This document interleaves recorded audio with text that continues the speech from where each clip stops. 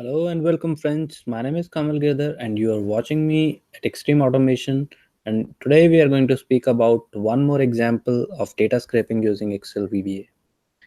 So, in the previous two live streaming sessions, we have seen how to open a browser, how to launch a URL, and we have seen a couple of examples of how to add a delay of page load and then how to perform some operations on page like filling some text in a text box and then clicking of button, radio buttons, check boxes. All these things that we have seen right now were in the two sessions that we have covered. All right, so today we are going to take care of the third case.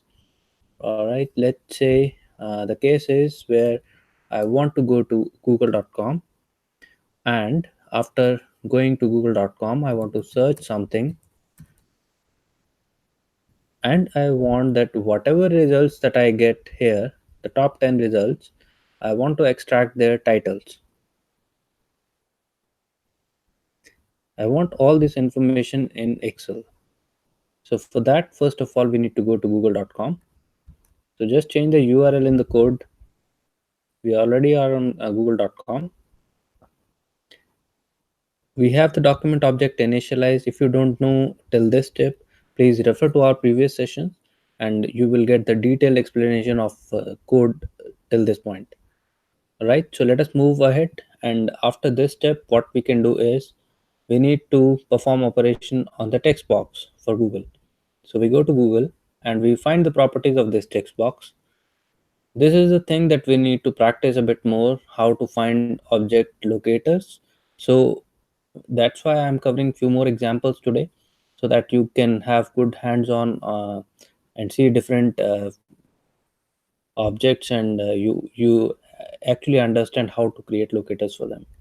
So for that we use inspector. Take your inspector to the element and drop it there, and then you will reach to the element where you want to perform operation.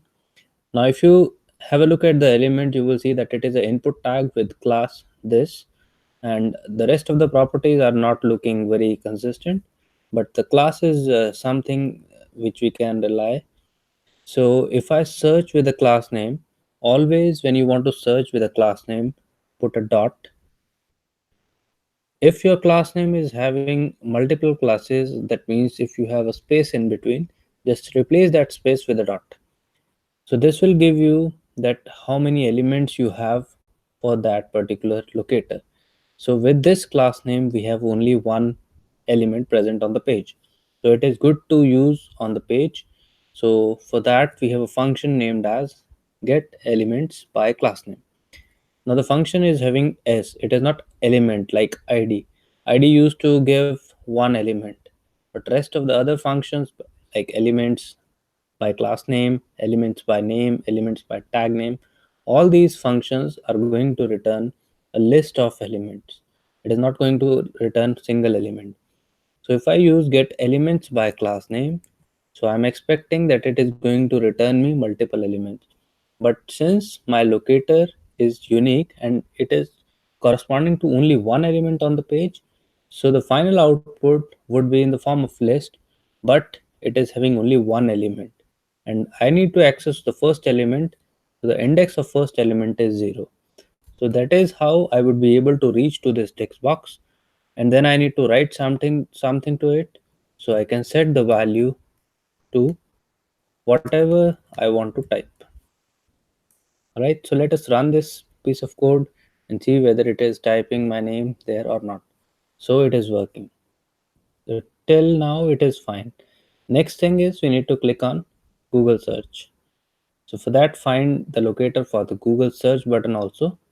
I click on inspector again, I reach to the button, and I can see here it is an input tag with value Google search, and rest of the properties are not good to use.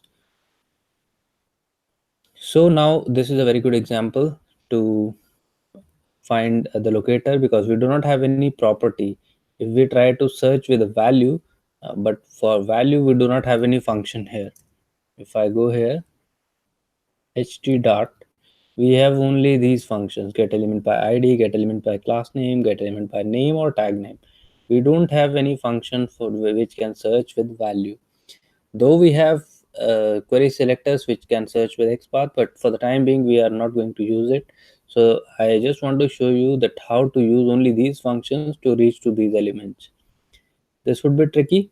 So if I search for all the input tags on the page, so how many input tags do we have? So this represents the X path. It is for a relative path. So all the inputs on page, there are total 8 input tags on the page, right? But we need a locator which gives us one element at a time, not all 8. How would we get to know that we need to reach to click on which input tag? So what we can do is we can select all the input buttons on the page, and then we can iterate through all of them and see whose value is Google search, right? So let us check all the input tags and see whether there is another one which is having value as Google search or not. So the first two you can see here, these are not the ones. The third one is also okay, it is not having the value of Google search. Fourth one is also okay, which was our text box. The fifth one is the one that we need to click, and the next one is also okay. So uh, this one, if I see, is also going to create a trouble because the fifth one, which you can see here, is having value Google search, and sixth one is this. Seventh one is also having value Google search, right? So this is going to create a problem here because we have two input tags whose values are Google search, right? The These are actually two buttons overlapping with each other. Let us try to click on the first one, and then we'll try to click on second one. Let's see if our operation is successful or not. So since we are going to deal with 8 elements now, we need to store all the elements in one object, and then we need to iterate through them. So to initialize a set of elements, I use set elements equals ht dot get elements by, this time I am going to search with tag name, and tag name is input. So all the input tags which are on the page are here in elements, right? Elements represent set of elements.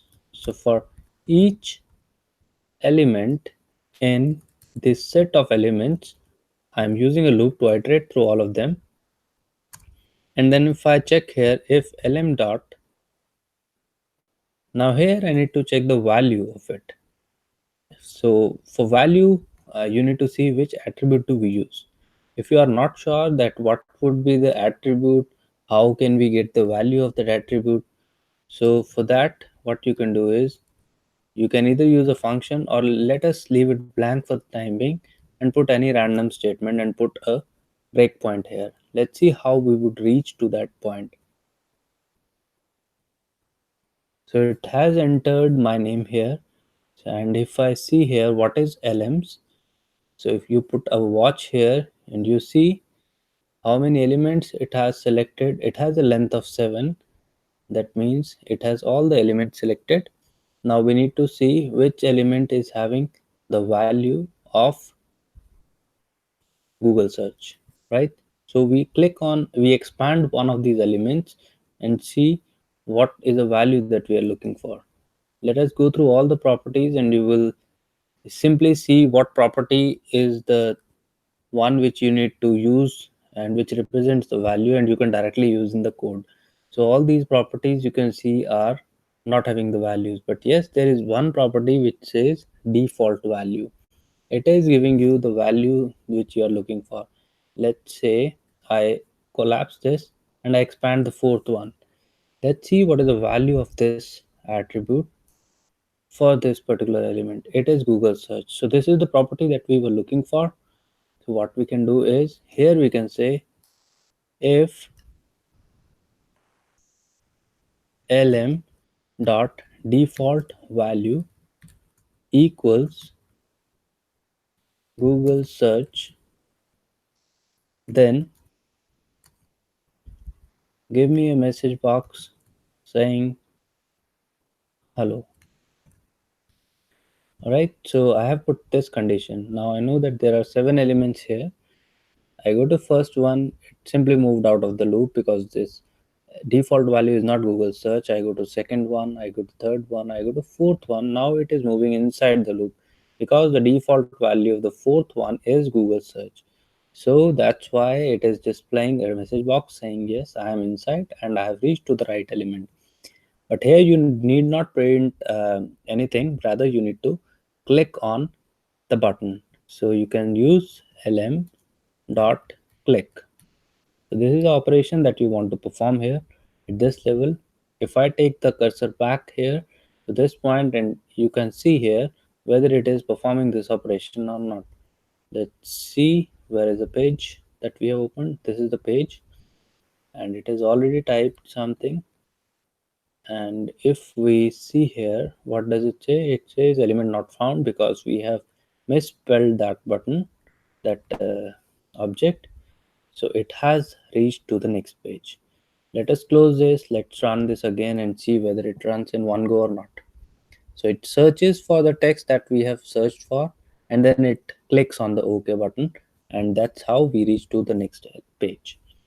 Right. So also there is one point that it has 8, or you can say 7 elements, right? But after fourth we were able to at the fourth one we were able to perform the operation, so we need not do anything with the remaining elements.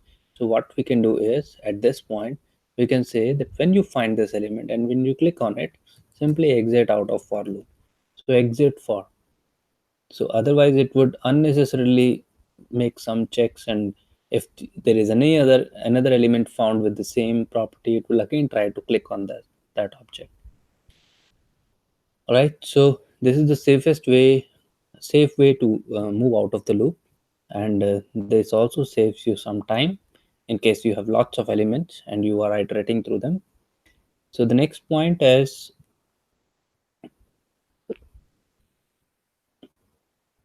you need to extract the titles.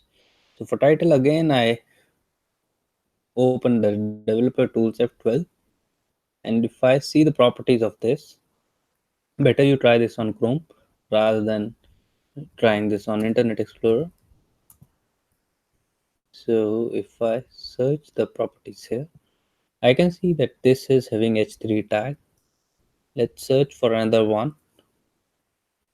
Second one is also having h3 tag. So third, fourth, fifth,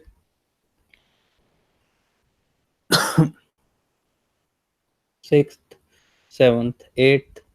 So there are 8 results on the page. Let's check how many are there. If I search for all the h3 tags, it gives me 10 elements. Now let us see what are these 10 elements. So the second one is this videos, third one is this, fourth, fifth, sixth, seventh, eighth, ninth, and 10th. All right. So not only these are the results, but this is also result, and the videos is also a result of my search. All right, so let us fetch these information. So we can fetch all the elements using h3 tag. Again, this is a similar problem statement that we have just done. So what we can do is, here we can set lms. Again, let's say we want to use another same variable, same object name, because this is of no use now. So set lms equals ht is the browser state dot get elements by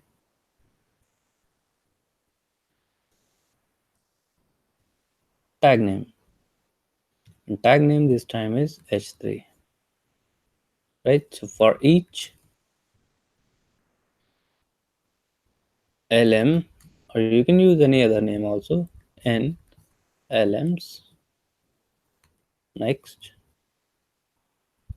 So you want to print this value in Excel. Let's say here, now you want that whatever is already there in Excel stays there, and your data starts from the very next cell. So let's say you have some values already present here in these cells. You do not want these to be overwritten, because when you will run this code again for the second time, otherwise it will overwrite, it will keep on overwriting this information.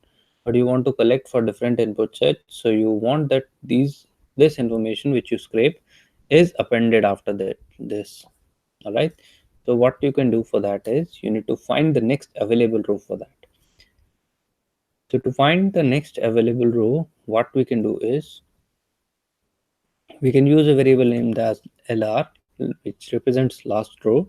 It is equal to sheet1 dot cells, and you reach to the last row. So for that we have rows dot count. It gives you the last row number of first column, and you move from the last cell of the first column, move upwards. For that use excel up dot row number. So the operation that we are performing is we are at this cell because we have represented sheet 1. We are on sheet 1. Cells rows dot count is 1048576 comma 1. We are talking about first column. So this entire piece represents that we are talking about this cell A1048576. Then we are saying that from this cell move to end in upward direction. So when you hit control and up arrow key, you will reach to this cell. So this is the cell we are talking about. This cell is actually this one. But if we talk about the row number, so dot row would give me 3. But we are not going to write in the third cell because there is a value present in the third cell already. So we can add 1 to it, and this would give you the last available row which is not having data. Alright, so we are going to write something in this last row. So we can say sheet 1 dot cells last row comma 1 dot value equals the value that we want to fetch, lm dot inner text. All right, and we keep on incrementing lr by 1. Lr equals lr plus 1. All right, so let's see what happens when we run this. It opens the browser, it searches for something, it gets stuck somewhere. All right, no information is fetched. Let's see why. So let us put a debug here, breakpoint here. So it reaches here, it finds what is lr, it tries to locate all the elements with tag h3. It goes to sheet 1 4 comma 1, and its value is set to lm.innerText. All right, so the values are coming now. The reason why it has not scraped the information earlier was because before this breakpoint we have not added any delay, because after clicking on the button it took some time to load the results, but we have not waited and we started finding this h3 and reading information from them. So the page was not ready at that time, so ideally we should put some wait here. So after clicking a button we can put a, let's say, hard coded wait of, let's say, 2 seconds. So we can say application dot wait now plus time value 000003, 3 seconds. Okay, so now plus time value and this, right? So we have waited for 3 seconds and results will come. Now if you already have data for one search here till this row, our next data should come here after 13, and here we have our next data. Right, so similarly if you search for something else, so that data would pop up here. Now an interesting point is how you trigger your search, which is not hard coded, rather you want to make it something driven from here. So I put a text box here. Okay, I give this to user that you can put anything here and we'll find something for you on Google. And you have a button here. To add a button, just go to developer tools, insert a button here, insert it, and trigger this macro on button click, extract. Right, so whatever you put here, it will search for that and we'll put the content here in first column. All right, so instead of hard coded value here, what we can say, read the value which we write here in C2. So sheet 1 dot range C2 dot value. Okay, so this is how we are linking it with the sheet. Now we search something, Kamal Girdhar, or let's say we search something else now. This time we talk about extreme automation. Okay, let's click on extract button. It goes to Google, it searches for extreme automation, and it finds the first 10 URLs corresponding to it. Let's search for something else, Kamal Girdhar. Let's click on extract. We have data till 12th row. The next data came from 13th row, and we have the 10 records for that particular search here after it. So this way you can extract, you can keep on extracting information, and all the information would be appended here in the records. So that's all about this session. This is how we can extract data from pages, and we have seen in this case that how we can link it with Excel sheet, where user can give custom input and your scraper fetches corresponding to that input, and how we can link it with a button. So on click of button you can extract information of pages. So if you have any questions, feel free to write us, feel free to put your comments, remarks, and also you can write to me. And do not forget to subscribe to our channel, because if you subscribe, you are going to get notifications of all the live streams that we do. After doing this scraping exercise from VBA, we'll also do some exercises or some sessions on data scraping using Python and Java. So stay tuned with us and please subscribe. Thank you. Goodbye.